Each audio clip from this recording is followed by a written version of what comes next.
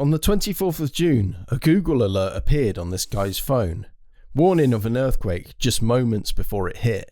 This was the devastating earthquakes that struck Venezuela, claiming over 1,700 lives and injuring over 10,000 people. The phone screamed a loud, urgent alarm that you may never have heard before. Seconds later, the road starts moving and the buildings start swaying. Here's the thing, the phone didn't predict anything, but what it did do is genuinely remarkable, and the technology behind it is sitting in your pocket right now. Let's show you how it works. Two enormous earthquakes hit Venezuela within about 40 seconds of each other. A magnitude 7.2, then a 7.5. The second was one of the strongest quakes the country had seen in over a century. These two quakes were what seismologists call a doublet. Both come from the same restless system of faults that run along the Venezuela coast. The damage was brutal. More than 100 buildings collapsed in the port city of La Guaira. The country's main international airport was knocked out of action, and tsunami alerts went out as far as Puerto Rico. Because the two shocks overlapped, Google's system actually read them as one massive event. Here's the thing though, Venezuela sits on a major fault line, but it has no national earthquake warning system, no network of government sensors in the ground, and yet seconds before the shaking arrived, 11.4 million phones lit up with a warning.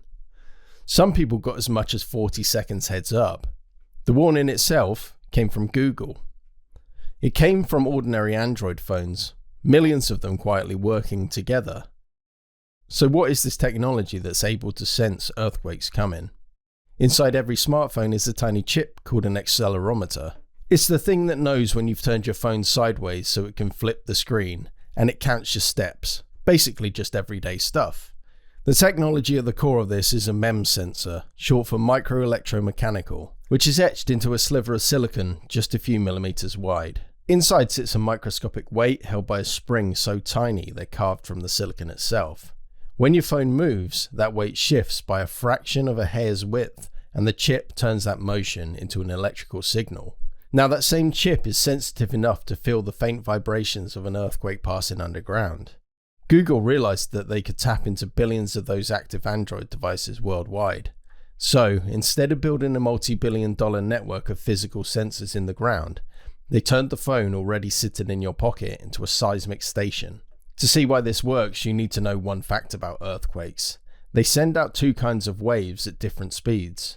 The first is the primary wave, which travels quickly at around 4 miles per second but is fairly gentle.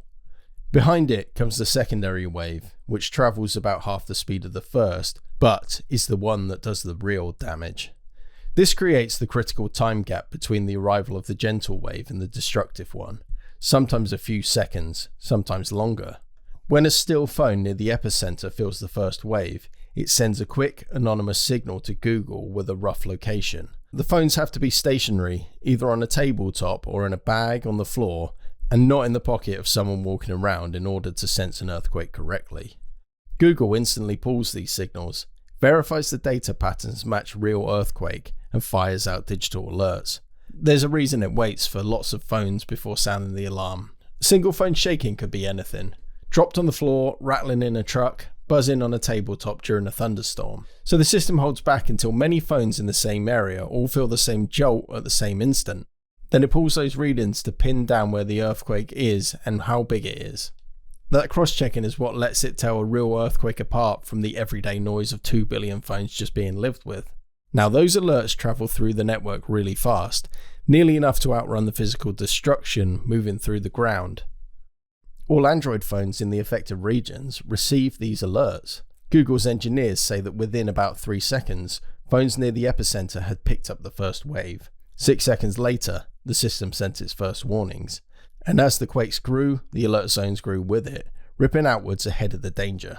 The further you were from the epicenter, the more time you got, which is why some people had a few seconds and others had 40 to 50 seconds. However, those closest to the epicenter often feel the shaking before any alert has arrived. Now Google just doesn't send one generic buzz. The system fires for quakes of magnitude 4.5 and up, in 3 levels.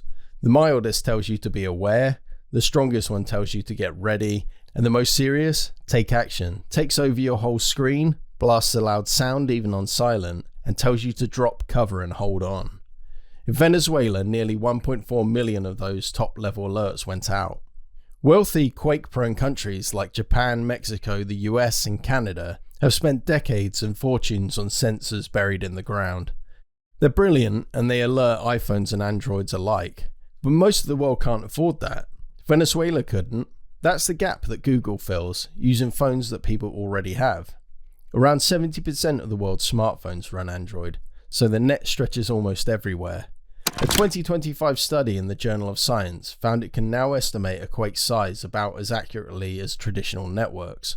Since it launched, the network has detected more than 18,000 earthquakes and pushes out close to 800 million alerts around the world. There's no app to download, nothing to pay.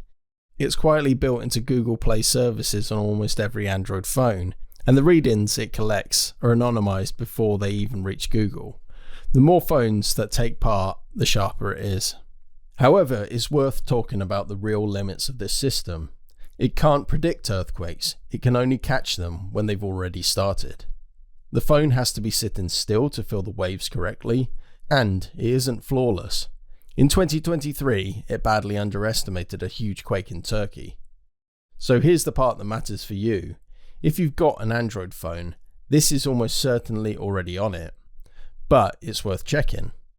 Go to Settings, then Safety and Emergency, find Earthquake Alerts, and make sure the toggle is on. You'll need location and an internet connection for it to work. And the most remarkable thing here isn't the engineering, clever as it is, it's the planet-sized safety net that got built out from ubiquitous technology that already exists. Phones in people's pockets. And for the people it protects, it costs nothing at all.